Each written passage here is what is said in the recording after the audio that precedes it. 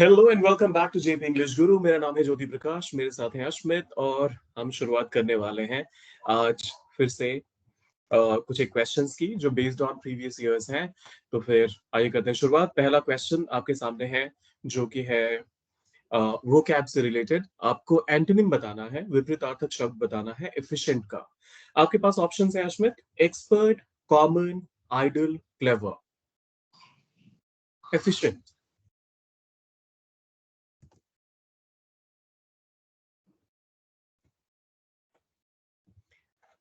आपने अक्सर सुना होगा कि ये इसकी एनर्जी एफिशिएंसी काफी अच्छी है, इसकी फ्यूल एफिशिएंसी काफी अच्छी है। किसी गाड़ी की जब बात करते हैं तो जब स्टार रेटिंग की किसी भी इलेक्ट्रॉनिक इक्विपमेंट में बात करते हैं तो कहते हैं कि उसकी एफिशिएंसी काफी अच्छी है। तो क्या उससे क्या आप समझते हैं, उसका मतलब क्या आपको समझ में आता है? एक्सपर्ट। एक्सपर्ट जो कम से कम खपत में मैक्सिमम आउटपुट दे पाए, तो वो हो गया हमारा एफिशिएंट। आप कैमरा एंगल थोड़ा सा चेंज कर लीजिए क्योंकि आपकी सिर्फ नाक दिख रही थी। तो ऐसे में एक्सपर्ट काफी हद तक एफिशिएंट के सिमिलर लग रहा है ना? और ये आपने भी कहा। फिर बताइए, कॉमन, आइडल और क्लेवर में अगर आपको पिक करना हो एंटोनिम, ध्यान रखना है विपरीतार्थक शब्द चुनना है। आपको समानार्थी नहीं चुनना है, आपको सिनोनिम नहीं ढूंढना, आपको एंटोनिम ढूंढना है।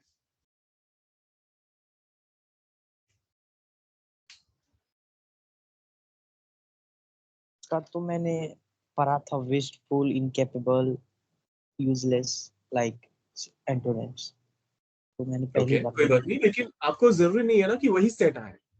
तो अगर हाँ। आपके सामने ये वाला सेट आ जाएगा, एक्सपर्ट, कॉमन, आइडल और क्लेवर, तो इनमें से आप कौन सा पिक करेंगे? चलिए मैं आपकी थोड़ी सी और हेल्प कर देता हूं। जब आप कहते हैं कोई भी एक्सपर्ट है या हाँ। कोई एफिशिएंट है, तो हाँ। मतलब वो काफी चालाकी से कम खर्चे में अपना काम चला लेता है। ठीक है।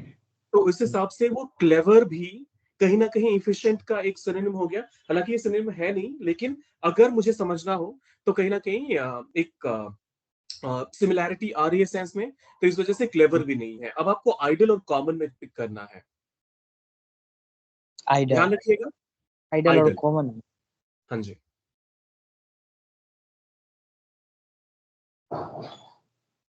Idol. Idol it is. You get a +5। और मैं आपको फटाफट से इसके नंबर यहाँ पर कर लेता हूँ note, so that by the end of the assessment मैं आपको बता पाऊं कि आज आपने कितना स्कोर किया।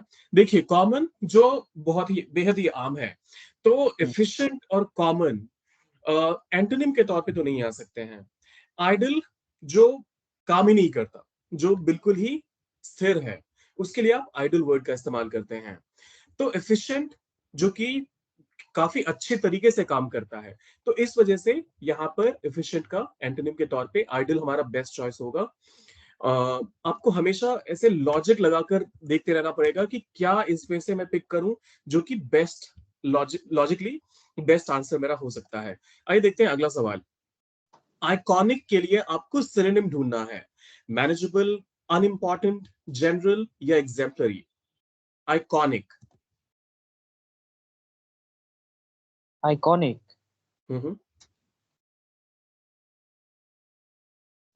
आइकॉनिक का सबसे पहले आपको है कुछ आइडिया हाँ। क्या होता है इसका मतलब? सबसे अलग थोड़ा टाइप में रहता है, क्लासिक। इसका जैसे याद है, क्लासिक। ओके, ठीक है, तो मैंने याद है मुझे। देखिए जैसे आप फेमिलियर। स्टाइल आइकन कहते हैं किसी को। हाँ। अ, अ, आप साउथ की मूवीज काफी फॉलो करते हैं, तो उसमें जैसे अल्लू अर्जुन को काफी बोला जाता है स्टाइलिश स्टार या फिर स्टाइल आइकन। तो इसका मतलब क्या हुआ? या फिर कई बार किसी पॉलिटिशियन को या किसी भी प्लेयर को यूथ आइकन बोला जाता है। तो क्या मतलब हुआ? आदर्श, एक तरह से उसको हम बोल सकते हैं, जो हाँ।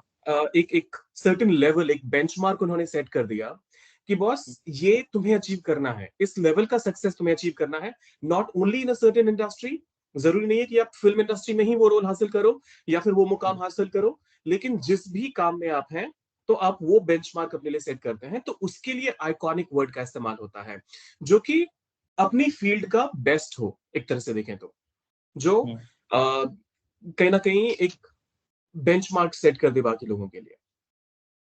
ठीक। तो अब बताइए, अगर मुझे ऑप्शन आइकॉनिक का मतलब पता है। I am sorry. Option D. Option D. Okay, exemplary. Exemplary it is. देखिए, मैनेजेबल, जो आसानी से मैनेज हो जाए, और आइकॉनिक से इसका कोई लेना देना है नहीं। जनरल आइकॉनिक से ऑब्वियसली एंटोनिम के तौर पे आप देख सकते हैं, आइकॉनिक आप बोल रहे हैं सबसे खास, और यहाँ पर जनरल की बात हो रही है जो बेहद आम हो, अनइम्पॉर्टेंट, जो इंपॉर्टेंट ही नहीं है। और आखिरी वाला फिर यहाँ पर हमारा बेस्ट सेंस बनाता है, तो इस वजह से एग्जाम्पलरी हमारा बेस्ट चॉइस होगा यहाँ पर। और मैं अपनी ऑडियंस को भी बोलना चाहूंगा यहाँ पर कि आप, जरूरी नहीं है कि आपको सारे वर्ड्स याद ही हो। डे टू डे कॉन्वर्सेशन में अगर आप कोई मूवी देख रहे हैं, अगर आपने कोई एड देखा है, अगर आपने किसी का फेसबुक, ट्विटर या फिर इंस्टाग्राम पोस्ट देखा है, तो उसमें भी कई बार, हालांकि जरूरी नहीं कि हर बार आपको बेस्ट ग्रामर मिल जाए, लेकिन वोकैबुलरी पॉइंट ऑफ व्यू से आपको कई बार ऐसे टर्म्स मिल जाते हैं जो कि आपके सबकॉन्शियस में रजिस्टर्ड रहते हैं। बस आपको याद करने की कोशिश करनी है कि ये मैंने कहाँ सुना था और किस सेंस में इसका इस्तेमाल किया गया था। अब जैसे एंटीक, एंटीक के लिए आपको सिनोनिम बताना है, समानार्थी शब्द बताना है। आपके पास ऑप्शंस हैं, ब्यूटीफुल, मॉडर्न, रीसेंट या ancient. Ancient. Option D. Option D it is. Antique का मतलब होता है कोई भी चीज जो काफी पुरानी हो, और यूजुअली ये शो पीसेस के लिए इस्तेमाल किया जाता है। कोई एंटीक पीस है फ्रॉम अ सर्टेन सेंचुरी, तो काफी लोग प्राउडली उस चीज को बताते हैं कि देखिए ये एक एंटीक पीस मैंने खरीदा। ब्यूटीफुल, एंटीक ब्यूटीफुल हो सकता है, लेकिन हर ब्यूटीफुल चीज एंटीक हो जरूरी नहीं है। मॉडर्न, तो आप किसी पुरानी चीज की बात कर रहे हो, उसका एंटोनिम हो सकता है मॉडर्न, लेकिन यहां हमें ढूंढना है समानार्थी शब्द। रीसेंट, जो हाल फिलहाल की चीज हुई, तो वो भी नहीं हो सकता, तो इस वजह से एंशियंट जो है, जो प्राचीन शब्द है, वो एंटीक से काफी मेल खाता है, इस वजह से आपको मिलते हैं +5। आइए देखते हैं अगला।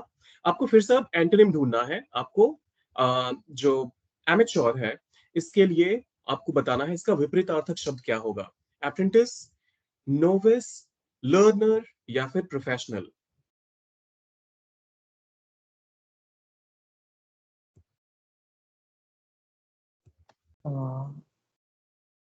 Option D. Professional. Professional it is. जब कभी भी आप कहते हैं एमेच्योर, तो फिर आप कहना चाहते हैं कि मतलब कोई एक काम को सीख रहा है, उसमें अभी पक्का नहीं है, वो बहुत सारी गलतियां करेगा। वहीं अगर आप किसी प्रोफेशनल की बात करते हैं, तो आप एक्सपेक्ट करते हैं कि उसको एक सर्टेन लेवल ऑफ अंडरस्टैंडिंग और नॉलेज उस चीज के बारे में पहले से ही हो। तो वो हो गया एमेच्योर का विपरीतार्थक शब्द या फिर एंटोनिम। अगर मुझे यहाँ पर सिनोनिम देखना होता, तो बाकी के तीनों ही जो ऑप्शन हैं, हाँ। नोविस, अप्रेंटिस और फिर learner. I am sorry, learner है लास्ट वाला। लर्नर, तो इन तीनों का मतलब होता है कि कोई चीज जो सीख रहा हो, जो इनएक्सपीरियंस्ड हो किसी भी फील्ड में। तो ये तीनों ही सिनोनिम है आपके एमेच्योर के। और जो हमारा फोर्थ ऑप्शन है, वो है हमारा करेक्ट आंसर। तो आपको इसके लिए मिलता है +5। और हमने 4 क्वेश्चंस कर लिए। आइए देखते हैं फिफ्थ क्वेश्चन। आपको यहाँ पर स्लीक के लिए बताना है कि इसका बेस्ट एंटोनिम क्या होगा आपके अकॉर्डिंग। आपको क्या लगता है, डल, इजी, स्मूथ या फिर फ्लैट। स्लीक, और ये भी पहले एग्जाम्स में आ रखा है, तो थोड़ा ध्यान से। मुझे ऑप्शन ए लग रहा है। ऑप्शन ए होना चाहिए। Option A. हम्म। ओके, देखिए, जब कभी भी आप स्लीक कहते हैं, तो फिर आप कहना चाहते हैं कोई भी चीज जो काफी स्टाइलिश हो, काफी ट्रेंडी हो, काफी फैशन में हो। स्लीक का एग्जैक्ट देखें तो काफी स्मूथ, ग्लॉसी या फिर स्ट्रीमलाइंड। यहां पर अगर फैशन सेंस के बारे में कहा जाए, तो मैं यहाँ रणवीर सिंह टाइप शाइनी की बात नहीं कर रहा हूँ। Something which is going to attract a lot of peoples eye balls. जो कि लोगों के आकर्षण का केंद्र बन जाए, उस तरह की खूबसूरती की बात हो रही है यहाँ पर। और उससे अगर आप कंपेयर करते हैं डल को, तो obviously dull would be a better choice. Easy, smooth और फ्लैट, ये कहीं से भी, इजी का मतलब आसान, स्मूथ का मतलब चिकना, और फ्लैट का मतलब जो खुरदुरा ना हो, जो समतल हो। तो स्लीक का जब शाइनी या फिर काफी अपीलिंग वाला एक सेंस आ रहा है, तो वहां पर ऑब्वियसली डल हमारा इसका एंटोनिम हो जाएगा। ग्रेट जॉब अश्मित, वो कैब में आज आपने 5 आउट ऑफ 5 स्कोर करा। तो वो कैब में तो 100% स्कोर कर लिया, लेकिन क्या ये ट्रेंड आज फॉलो कर पाते हैं? वैसे आज 21 क्वेश्चन ही हैं, तो आइए देखते हैं आज आपका टोटल स्कोर कितना होता है। द टेम्परेचर रोज, और फिर डैश है 90 degrees Fahrenheit, rose above 90 degrees, over 90 degrees, then 90 degrees और मोर 90 डिग्रीज फ़ारेनहाइट। और ये हमने पिछली बार डिस्कस किया था परसों वाले सेशन में। हाँ। तो बताइए, जो तापमान है वो 90 डिग्री फ़ारेनहाइट से ज्यादा हो गया है, कुछ ऐसा कहने की कोशिश की जा रही है। तो अबव, ओवर, देन, मोर, क्या लगता है आपको?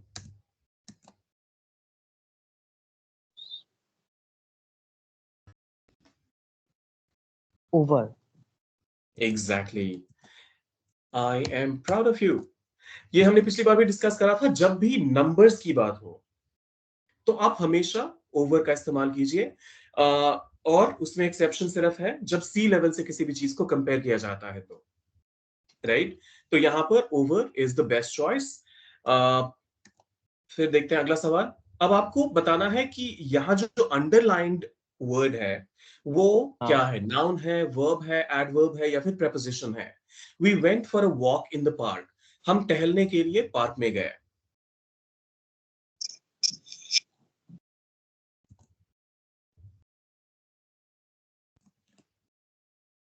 और यहाँ पर यस। वॉक हमारा अंडरलाइंड पार्ट है, तो फिर वॉक के लिए आप क्या पिक करेंगे, नाउन या फिर वर्ब या फिर एडवर्ब या फिर प्रेपोजिशन?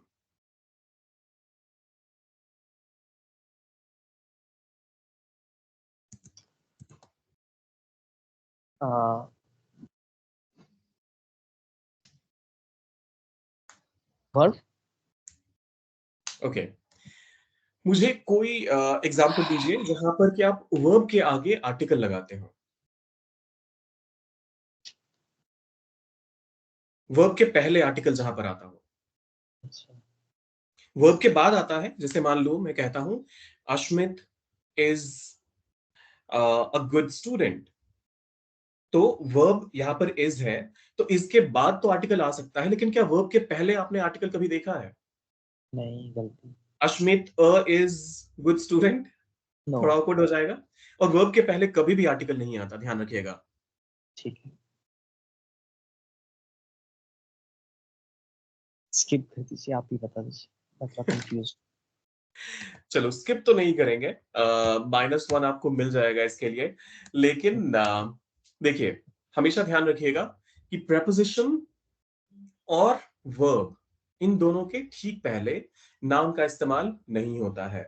फिर कहाँ होता है ये, सॉरी, का इस्तेमाल नहीं होता, आर्टिकल का इस्तेमाल नहीं होता। फिर कहाँ होता है ये, किसी एडजेक्टिव के पहले आ सकता है, किसी नाउन के पहले आ सकता है, या फिर कुछ कभी कभी आप एडवर्ब, कभी कभी नहीं, अक्सर ही आप एडवर्ब के पास साथ भी देखोगे। जैसे he is a very quick learner, तो यहां पर वेरी हमारा एडवर्ब है और उसके पहले आर्टिकल आ गया। लेकिन जब आप वॉक कहते हैं, टहलना, मैं यहां पर एक्शन की बात नहीं कर रहा हूं, एक्शन यहां पर है जाने का, लेकिन जाने के बाद जो वहां पर काम होगा, वो वहां पर, यहां पर वॉक नाउन के तौर पे काम कर रहा है। I am going for a walk, तो वो यहां पर नाउन है। जब कभी भी ऐसा आए तो थोड़ा सा take a moment, think about it, और फिर समझिए कि मुझे क्या यहां पर मार्क करना चाहिए। ओके, ठीक। Mahatma Gandhi's dash autobiography is an inspirational read. Mahatma Gandhi की जो ऑटोबायोग्राफी है वो काफी इंस्पायरिंग है, अ, एक पढ़ने के लिए, एक किताब के तौर पे काफी इंस्पायरिंग है। तो आपको बताना है इसमें कोई आर्टिकल का इस्तेमाल करेंगे या नहीं करेंगे, और अगर करेंगे तो फिर ए, एन या फिर द, इन तीनों में से कौन सा पिक करेंगे आप? नो आर्टिकल, मुझे लग रहा है जैसे होना चाहिए। No article it is. और इससे मिलता जुलता हमने पिछली बार भी करा था ना, जहां पर वाल्मीकि रामायण की बात करी थी हमने। हाँ, तो क्योंकि उसमें मैंने यहाँ पर गलत हमारे किया। पास पहले से ही नाउन आ गया है, और नाउन के साथ अपॉस्ट्रोफी जब आ चुका है तो वो क्लियरली पोजीशन बता चुका है, तो उसके आगे किसी आर्टिकल की जरूरत नहीं है। अगर यहाँ पर महात्मा गांधी जी का नाम नहीं होता, सीधा ही dash autobiography is N inspiring read for a lot of people, मान लीजिए स्टेटमेंट हमारा कुछ ऐसा होता।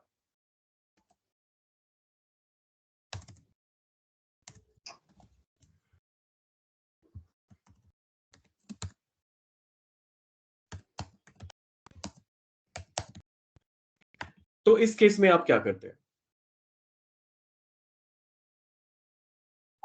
और अगर महात्मा ऑप्शन गांधी। आपके पास यही चारों हैं, हाँ। और महात्मा गांधी आपको नहीं है, मतलब स्टेटमेंट में महात्मा गांधी जी का नाम है ही नहीं, फिर क्या करेंगे आप? अच्छा, द। The autobiography. ओके, देखिए, गलत था। ऑटोबायोग्राफी, मैं समझ रहा हूं आप कहां से आ रहे हैं, वेयर यू कमिंग फ्रॉम। क्या होता है ना, ऑटोबायोग्राफी वैसे किसी एक खास इंसान का ही होता है, लेकिन इस पूरे सेंटेंस में मुझे वो रेफरेंस नहीं मिला था, तो इस वजह से यहाँ पर एन होना चाहिए था। बट यूजुअली आपको कभी भी ऑटोबायोग्राफी जैसे जैसे वर्ड के साथ कभी भी ऐसा नहीं होगा कि वो किसके बारे में है, वो नहीं बताया जाएगा। तो फिलहाल के लिए आपको मिल गए हैं +5, और चलिए चलते हैं अगले सवाल की तरफ। हमने 8 क्वेश्चंस कर लिए। 9th क्वेश्चन कहता है, व्हेन द कॉन्सर्ट बिगैन, जब कॉन्सर्ट की शुरुआत हुई, he was dash only person in the hall, he was वो इकलौता इंसान था हॉल में। He was a only person, an only person, और द ओनली पर्सन, या फिर कोई आर्टिकल की जरूरत नहीं है यहाँ पर। The only person. Exactly the के साथ भी आप हमेशा आर्टिकल द का, सॉरी, ओनली के साथ भी आप हमेशा आर्टिकल द का इस्तेमाल करते हैं। +5। हाँ, अब ये देखिए, $100, $100 dash a lot to spend on groceries। Option groceries C, पे इस। क्यों? क्यों? क्योंकि पैसों के लिए हमेशा इसका ही यूज होता है। Exactly exactly. इज या फिर वॉज, कोई भी सिंगुलर होना और चाहिए, और सिंगुलर यहाँ सिंगुलर पर होना एक, चाहिए। हाँ सिंगुलर एक ही है, तो यहाँ पर इसका इस्तेमाल होगा।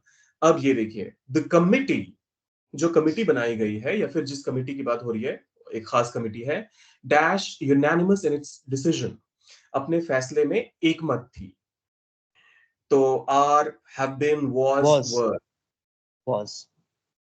क्यों? क्योंकि ऐसा एक पिछले बार आपने किया था, एक था उसमें कमिटी ने कोई एक फैसला किया था जिसपे वो सहमत नहीं थे।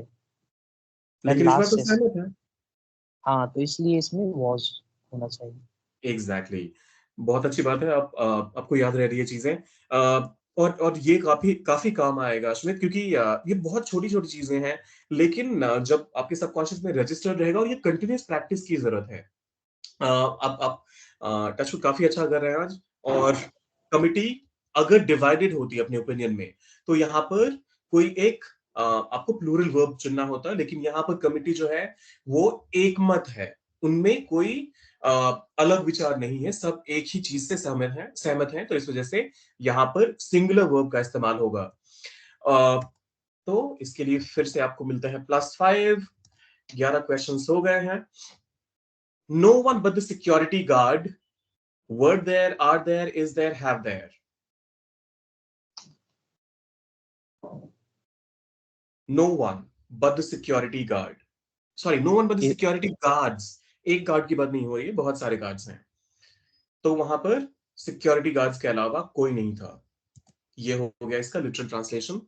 बताइए आप कौन से वर्ब का इस्तेमाल करेंगे यहाँ पर? इज। क्यों इज, क्यों? अब मैं नहीं समझ सकता। ये भी हमने पिछली बार डिस्कस करा था। नो वन, जिसको हम शॉर्ट में नन भी बोलते हैं, जब नो वन को एक साथ लाया जाता है तो वो नन हो जाता है। तो यहाँ पर वही बताया जा रहा है, नो वन। अब हमारा यहाँ पे जो सब्जेक्ट है वो नो वन है, सिक्योरिटी गार्ड्स हमारा सब्जेक्ट है ही नहीं, तो इस वजह से यहाँ पर जो हमारा वर्ब होगा वो सिंगुलर होगा। तो आपको फिर से मिले +5 और हमारे 12 क्वेश्चंस हो गए हैं। There are 9 more questions to go. 13th question कहता है each of these options dash equally expensive for me. Each of these options were equally expensive for me, are equally expensive for me, was equally expensive for me, or have been expensive for me. ये जितने भी options हैं वो सारे समान रूप से मेरे लिए कीमती हैं, सॉरी महंगे हैं।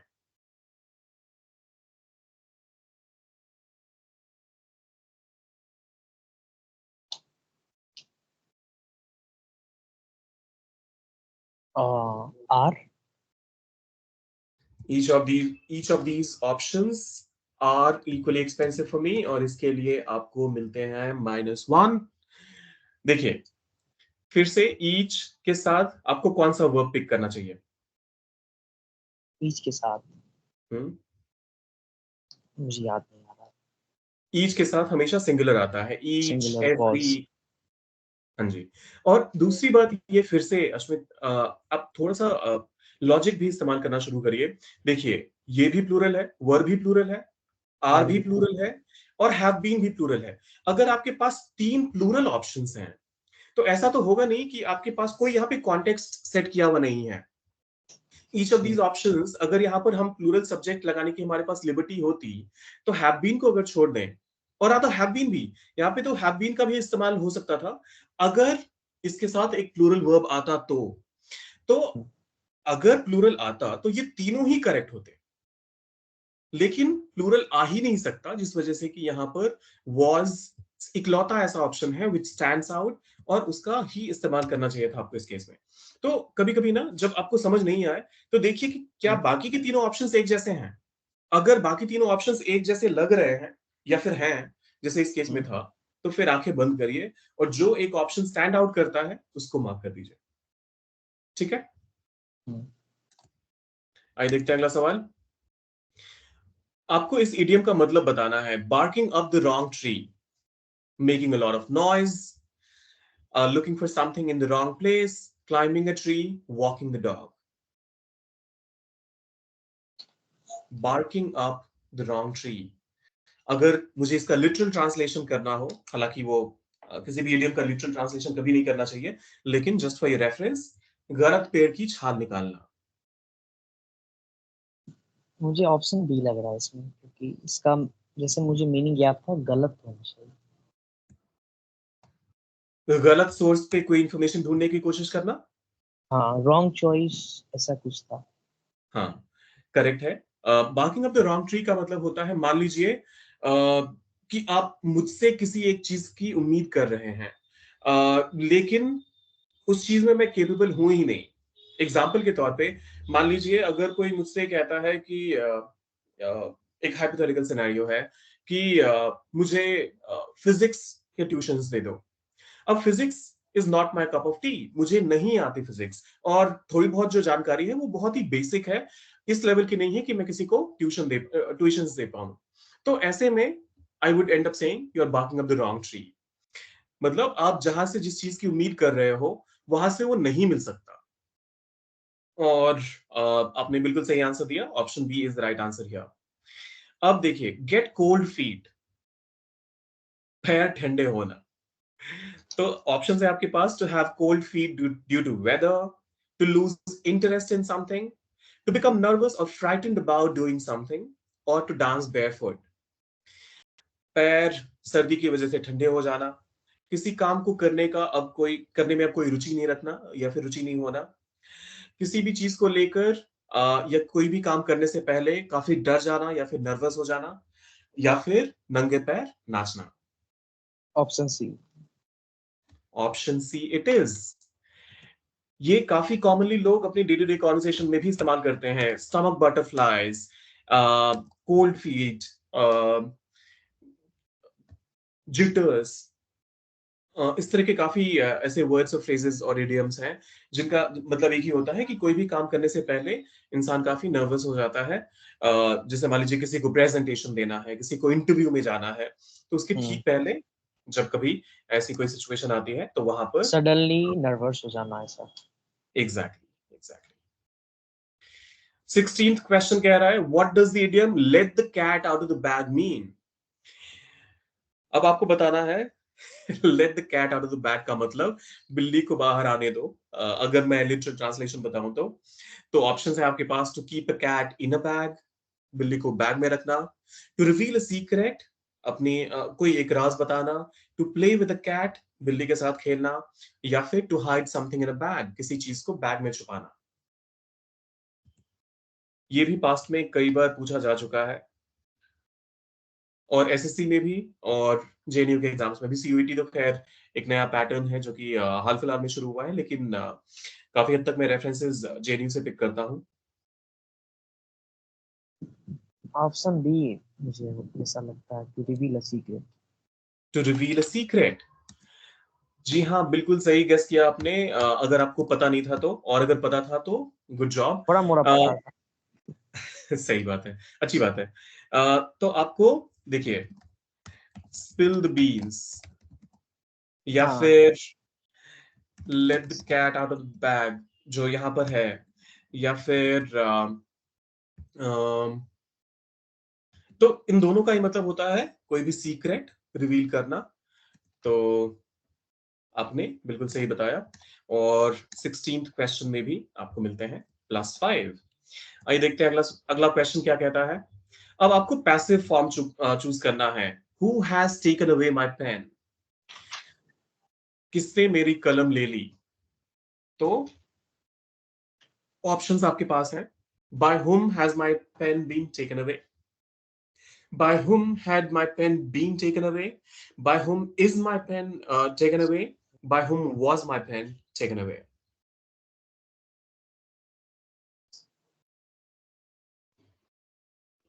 ठीक है।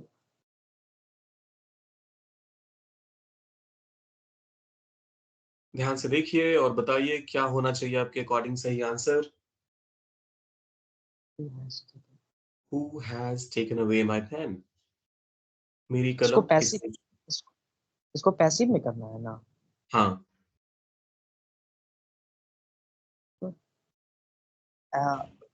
हैव हैज के साथ तो बीन आता है इसमें, ऑप्शन में कहीं दिख ही नहीं रहा। सॉरी सॉरी, मैं ध्यान से नहीं ध्यान देखा। से देखिए है हाँ, option A. Option A it is. देखिए इसीलिए मैं कहता हूं क्वेश्चन और सारे ऑप्शंस को ध्यान से देखिए। हैज और बीन दोनों का इस्तेमाल हो रखा है यहाँ पर।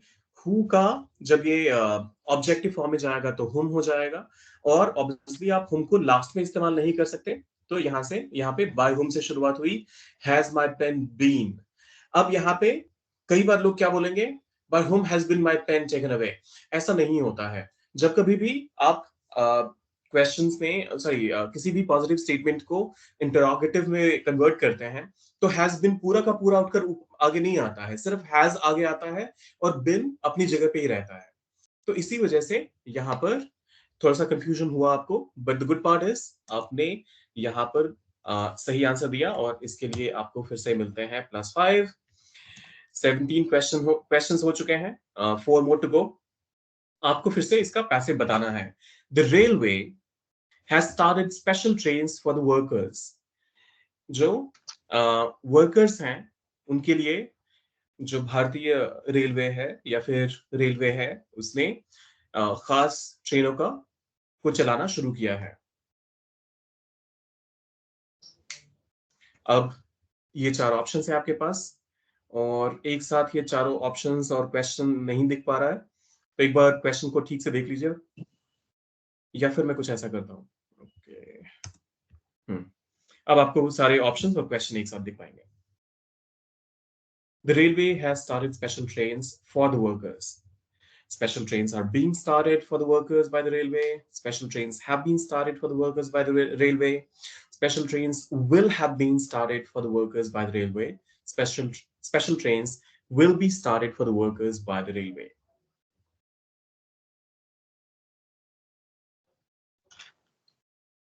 इसका पैसिव करना है ना? हाँ,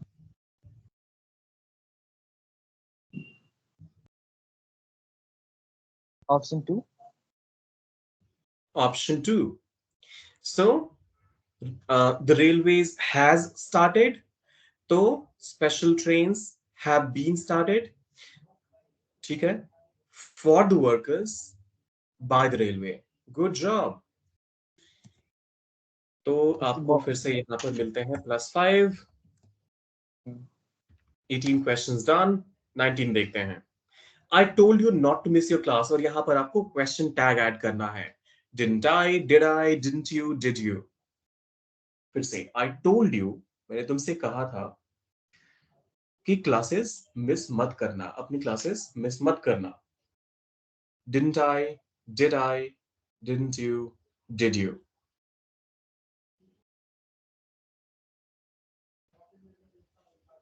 option C. Option C. Okay, तो यहां पर आपका थर्ड -1 आज के लिए आ गया है। अब बताइए मुझे कि यहाँ पर सब्जेक्ट क्या है जो एक्शन परफॉर्म कह रहा है, कहने का, कर रहा है, कहने का। आई। तो हमारा टैग यू के साथ क्यों बनेगा? ये तो एक्शन रिसीव कर रहा है,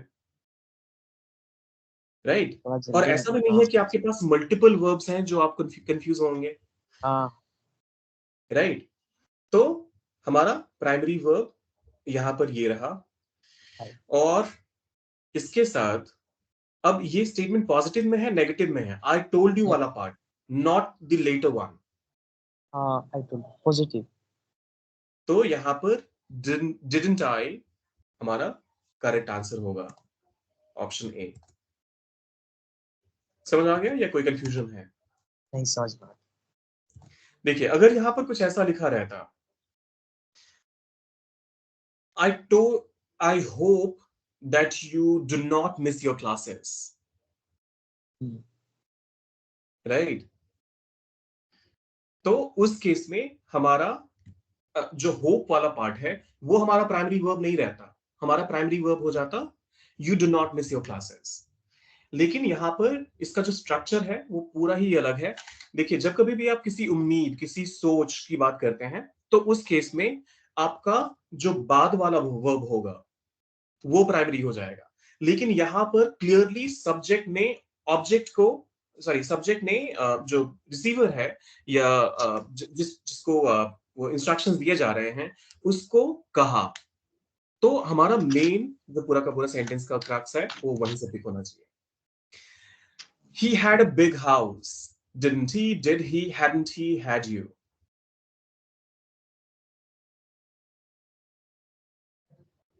He had a big house।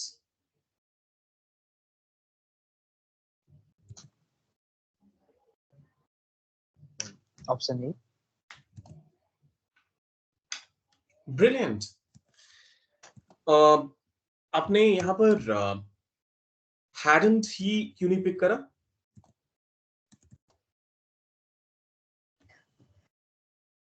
मुझे अब कैसे बताऊं, बस मैंने बहुत बार ये प्रैक्टिस किया होगा इसलिए मुझे लगा वही लगना से। तो अश्विन, हमेशा मैं कॉन्सेप्ट बार बार वही क्लियर। बोलूंगा कि हाँ हाँ, लॉजिक कॉन्सेप्ट समझना, लॉजिक है। समझना बेहद जरूरी है। अच्छा ये बताओ, अगर यहाँ पर ऐसा कुछ कुछ लिखा रहता कि he had sold a big house, He had sold। he had sold a big house, उसने एक बड़ा घर बेच दिया। अगर यहाँ पर कुछ ऐसा होता फिर कौन सा टैग आता?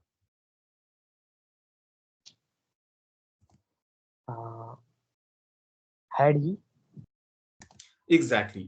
क्योंकि यहां पर हमारे पास हैड एक हेल्पिंग वर्ब के तौर पे काम कर रहा है।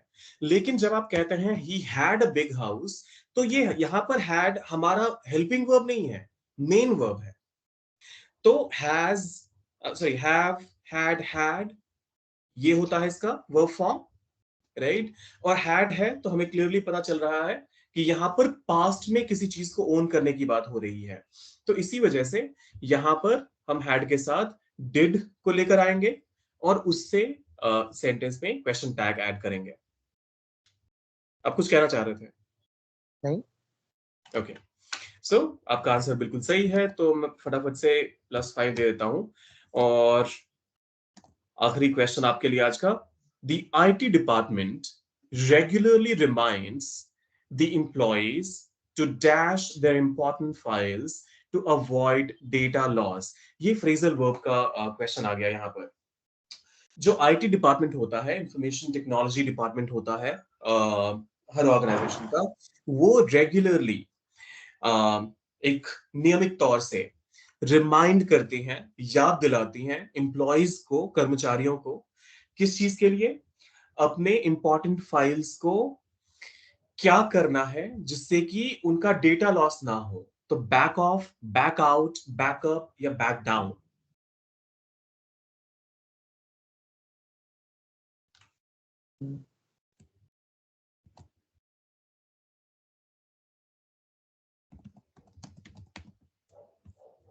क्या था? Back out? Back out? नहीं। हाँ, बैक आउट। ओके, तो इसके लिए आपको मिल जाते हैं -1। देखते हैं इसका सही आंसर क्या होना चाहिए। देखिए, बैक ऑफ का मतलब होता है पीछे हटो। ये लिटरल हो सकता है, जैसे आप किसी को कहेंगे बैक ऑफ मतलब पीछे हटो, या फिर कोई अगर मान लीजिए किसी चीज में टांग अड़ा रहा है, जो जो उसकी टेरिटरी नहीं है, जो उसका एरिया नहीं है, उसके बारे में कुछ कमेंट करता है और आप चाहते हैं कि वो कमेंट ना करे, तो वहां पर भी आप बोलेंगे बैक ऑफ। फिर आता ओके। है बैक आउट। बैक आउट का मतलब होता है किसी भी चीज से पीछे हट जाना। जैसे मान लीजिए, अगर मैं कहूं कि initially you had multiple teachers, नहीं ये तो ऑकवर्ड हो जाएगा, ऐसा कुछ अच्छा, हुआ नहीं एक है। सेकंड, यहाँ पे बैकअप होना चाहिए ना? जी हाँ, आप मोबाइल फोन इस्तेमाल करते हैं तो आपको तो बैकअप याद रहना चाहिए था। हम्म। तो कोई बात नहीं, हड़बड़ी में हो जाता है कई बार। तो मैं अभी आपको यहाँ पर +5 दे देता हूँ फिर भी। और अगर मैं इसको कंसिडर नहीं करता तो आपका स्कोर होता कितना, वो भी बता देता हूँ। अभी आपने स्कोर किया 92, और अगर मैं इसको कंसिडर नहीं करूंगा तो आपका स्कोर होता है 86 आउट ऑफ 105। टोटल क्वेश्चंस आज आपने करे wrong 1 2 3 and 4। So out of 21 only 4 wrong, not bad. लेकिन जिस लेवल से आपकी तैयारी है, वो मैं बता दूं, आपने कितने गलत करे वो ज्यादा इंपॉर्टेंट नहीं है, क्योंकि आपको एग्जाम में ऑब्वियसली इससे कहीं ज्यादा टाइम मिलेगा, राइट? और इतनी हड़बड़ी में, कंसिडरिंग द फैक्ट कि ये इसका एक पर्पस वीडियो भी है, और फिर भी आप आंसर कर पा रहे हैं और इतनी अच्छे से कर पा रहे हैं, great job Ashwin, I am impressed. Thank you. अब मुझे ये बताओ कि टोटल अगर पॉसिबल स्कोर 105 था और आपने उसमें से स्कोर किया 92, कितना परसेंट आया, यही ना? तो कितना परसेंट स्कोर किया? ये क्वेश्चन हमारी ऑडियंस के लिए भी है। आप लोग फटाफट से ये कैलकुलेट करके हमें कमेंट में जरूर बताइएगा। मिलते हैं जल्दी ही with another interesting episode like this one. Till then take care of yourself and keep learning. Subscribe, like और शेयर करके जाइएगा।